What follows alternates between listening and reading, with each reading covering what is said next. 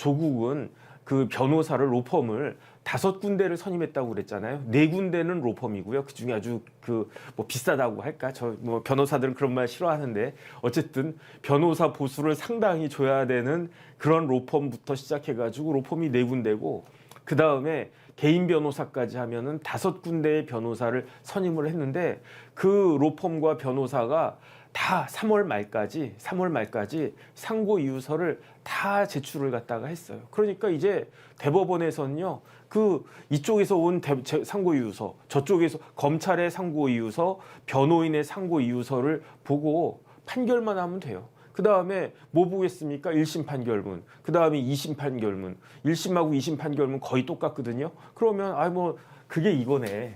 제가 지금 갖고 있는 게 이게 조국 판결문이거든요. 그게 이거예요. 여기 이렇게 뭐 쫙 나와 있는 거.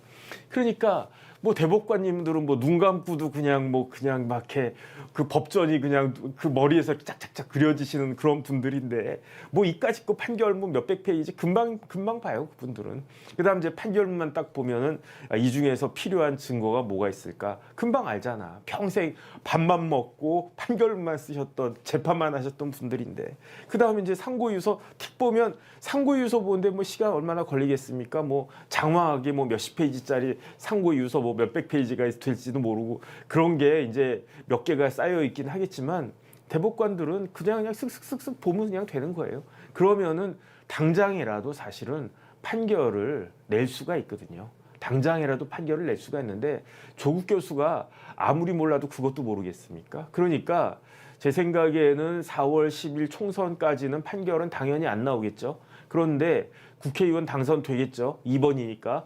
그러면 국회의원 당선되고 그리고 난 다음에 국회의원 임기가 언제 시작하나 뭐 6월 1일인가 뭐 언젠가 뭐 그렇다라고 하던데 국회의원 임기가 시작되기 전에도 날아갈 수 있고요. 국회의원 임기가 시작된 다음에는 뭐 무조건 날아가는 거고 제가 봤을 때 제 생각에는 올해 안에는 무조건 이제 확정이 돼서 그 수감될 것이다.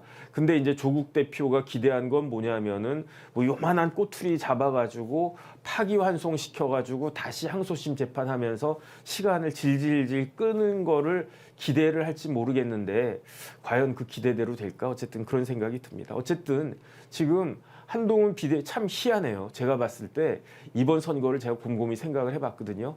쌍으로 붙어 있잖아요. 한쪽은 윤석열 한동훈 팀, 이쪽은 이재명 조국 팀. 그런데 4명의 공통점이 뭡니까? 법으로 먹고 사는 사람들이잖아요. 법으로 먹고 사는 사람들. 4명의 공통점. 그중에 3명의 공통점이 있어요. 3명은 어떤 사람이다? 사법시험에 합격한 법조인이다. 조국 대표는 그 사법시험에 합격하진 않았으니까 서울대 법대 교수였긴 하지만 법조인이라고 할 수는 없죠. 그런데 나머지 3명은 다 사법시험 합격한 법조인이다. 그 다음에 하나가 더 있어요. 3명이 뭐다? 서울대 법대 그 동문이다. 이재명 대표는 사법시험 합격했어도 서울대 법대를 나오지 않았고 조국 대표는 서울대 법대를 나왔지만 사법시험에 합격하지 못했고 어쨌든 그렇게 지금 우리나라 정치를 이끌어가는 가장 중요한 4명 중에 4명 다 법으로 먹고 사는 사람, 3명은 변호사, 3명은 서울대 법대 출신. 이런 구도가 이렇게 딱 있는데 그런데 결론은 뭐냐면은 이쪽은 검사들. 윤석열, 한동훈 검사 출신이잖아요. 이쪽은 범죄자들.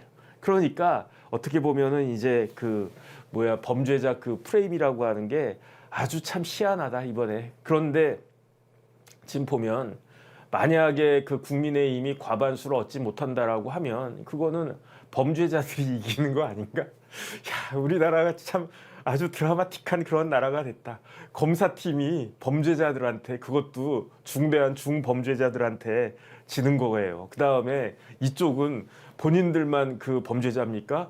이쪽은 부부가 다 범죄자잖아요. 그러니까 정경심 교수 이제 형 확정됐죠. 뭐 전과자예요. 정경심 교수는 뭐 아무리 좋게 이야기해도 김혜경 씨도 8월에는 그 1심 나옵니다. 그 다음에 이제 이재명 대표, 뭐 조국 교수 뭐 말할 것도 없고 지금 우리나라 지금 2024년도에 그 정치 지형이 이러하다 그런 생각이 드는데 그런데 대통령 선거도 0.73% 차이로 그렇게 이제 결정이 됐잖아요. 그런데 국회의원 선거도 많은 지역구에서 진짜로 뭐 0.1% 이내로 당락이 결정될 가능성이 굉장히 많지 않겠습니까? 그러니까 제 생각에는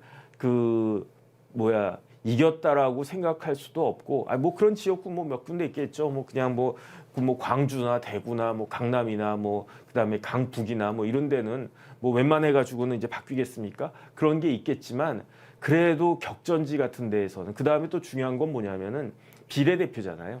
비례대표가 하나가 더 한 표 때문에 의석이 하나가 왔다 갔다 할 수도 있지 않겠습니까?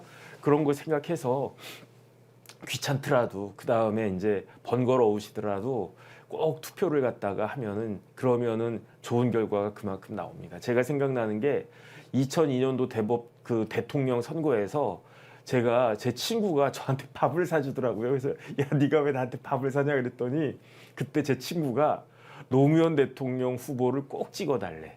그러면서 내가 너 밥 사는 거다. 그러면서 노 대통령 밥을 꼭 찍어달래. 그러면서 이제 한 10,000원짜리인가 뭐 어쨌든 그 밥을 갖다가 사더라고요. 그때 뭐 여러 가지 이야기가 있지만 그렇게 간절함이 노무현